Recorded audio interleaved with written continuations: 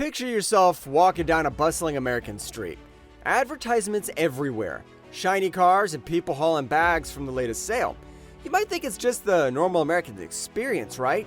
But wait, stop and ask yourself, how did it all begin in the first place?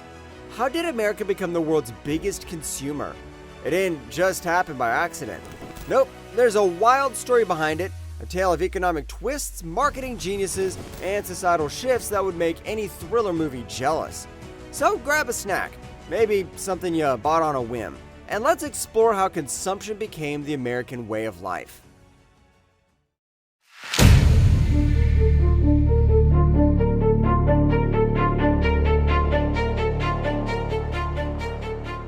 During World War II, the US was completely mobilized. Factories weren't making cars or TVs anymore. They were building tanks, weapons, and ammunition for the war effort. Every part of the country was in wartime mode, and the civilian economy was transformed into a war economy. But here's the twist. The shift wasn't just about survival, it was about innovation and industry at scale. Think about it. The US government was funding massive industrial projects. That meant businesses like Ford and General Motors were scaling up at an insane rate. They weren't just producing a few cars here and there. They were mass producing war machines, equipment, and supplies. So even though there were shortages, the factories were humming like never before. Now, once the war ended, it was like the world took a huge collective sigh of relief. But what's interesting is that America didn't go back to the way things were before the war. No, America was prepared for something bigger. An economic explosion. Because while the rest of the world was still reeling from the devastation, America's factories were still running, and their production systems were perfected to a T. The US was now in the perfect position to dominate the global economy. And you know what that meant? More stuff, and more of it than anyone had ever imagined.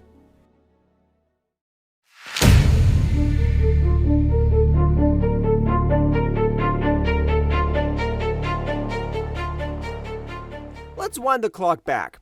It's 1945. The world is in ruins and the wounds it left are still open. Europe is shattered, devastated by years of war. But across the ocean, something extraordinary is happening. The United States, untouched by the destruction, is beginning to rise. Not just from the ashes, but above them. This wasn't just survival. No. It was something much bigger. It was the birth of an empire of excess. For years, the world had lived in scarcity, rationing food, fuel, and even hope. But now, in the wake of war, America found itself not just rebuilding, but booming. Factories that once made tanks and airplanes were now churning out refrigerators, cars, and washing machines. The economy wasn't just recovering, it was soaring. And with this newfound prosperity came a hunger. Not just for survival, but for more. People's dream, once about just making it through, was now about having it all. And the American public was ready. New homes, shiny cars, and the promise of endless possibilities were within reach. It was an era of hope, a time when comfort and convenience became symbols of success. The US had the power to consume, and it embraced the consumption with passion. But this wasn't just about material goods.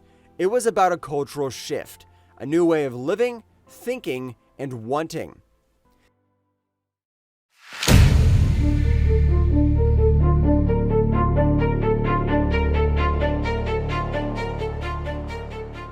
After the dust settled from World War II, the world found itself standing at the edge of a new era, a time of huge change and opportunity. America, fresh from victory and reeling with newfound power, was about to witness the birth of something extraordinary. The American dream. In the aftermath of the war, America's factories, once churning out weapons of war, now turned to producing goods for the masses. The economy surged, and consumerism exploded in a way never before seen. The roads expanded, creating new possibilities as suburbs sprouted across the country. Families found their slice of the dream, owning a home, a car, and the hope of a better, more fulfilling life.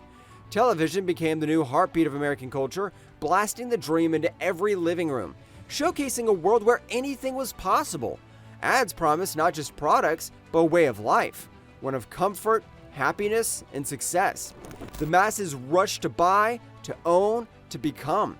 For the first time, it felt as though the American dream wasn't just a distant hope, it was here, within reach, waiting for anyone and everyone to claim it. But in that rush of consumerism, the heart of a nation beat faster than ever before.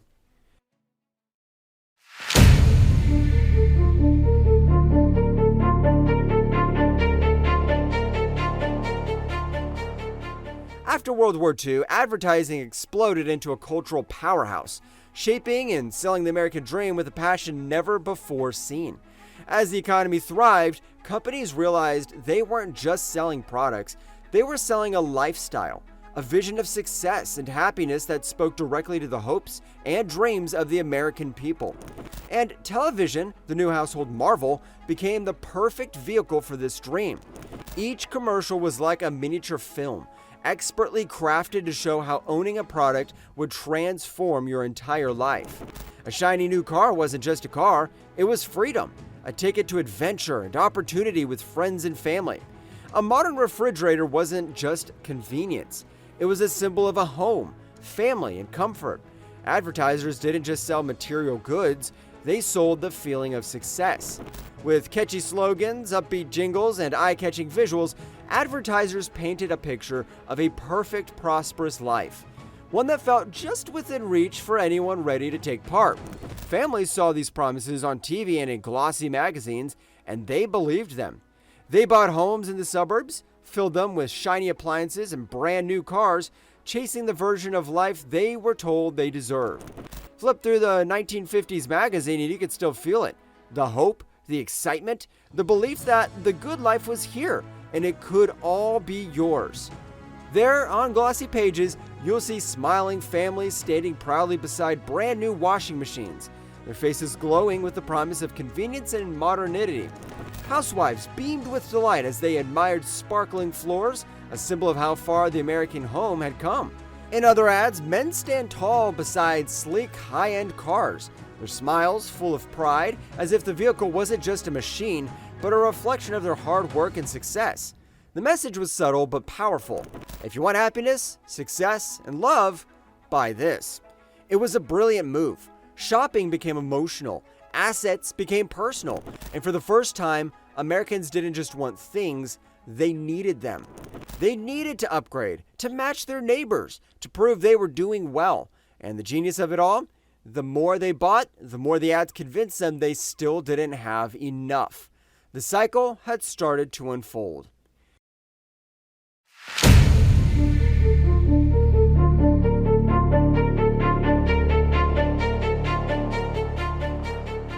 During World War II, women had stepped into factories, offices, and shipyards, rolling up their sleeves as Rosie the Riveter and keeping the country running while the men were far away at war. But when the war ended, so did many of those jobs. Women were encouraged to return home, yet the home they returned to just wasn't the same, and neither were they.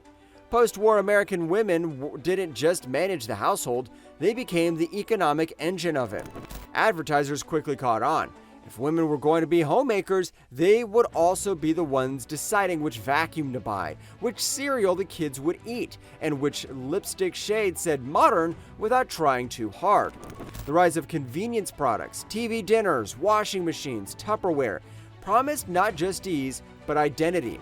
Being a housewife was no longer just about cooking and cleaning. It was about curating a lifestyle. She might have been Rosie the Riveter during the war, but in the 1950s, she was the queen of the checkout line. Empowered, marketed to, and placed right at the center of America's new consumer paradise. These glossy magazines jingles told her who she would be, and exactly what she should buy to get there. In many ways, it was still work, only now it was in high heels, behind a shopping cart, building a post-war dream, one purchase at a time.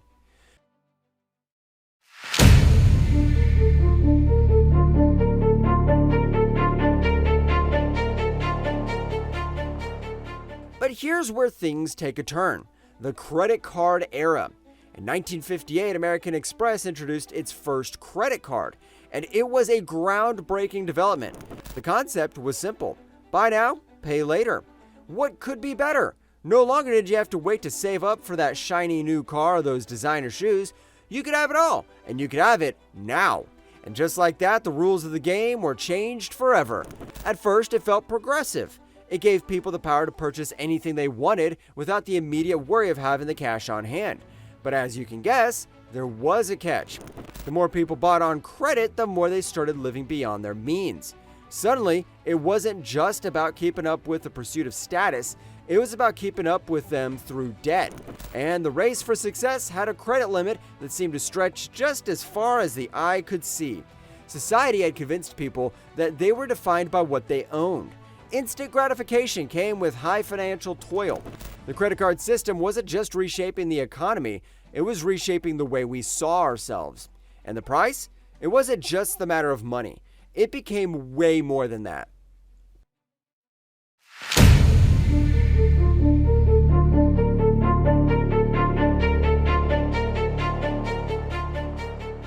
As America moved beyond the industrial age and entered the digital era, the way people shopped and why they shopped evolved drastically. No longer driven solely by necessity, shopping evolved into an experience, a form of entertainment, and even a source of personal identity. The rise of the internet in the late 20th century unlocked an entirely new dimension of consumerism. Now people could browse, compare, and purchase without ever leaving their homes. The mall gave way to online marketplaces, and the cashier was replaced by a click of a mouse. Algorithms began learning our habits, predicting what we might want before we even knew it ourselves. Ads followed us across devices, offering curated products that felt perfectly handpicked just for us. Shopping became emotional, impulsive, and exclusive.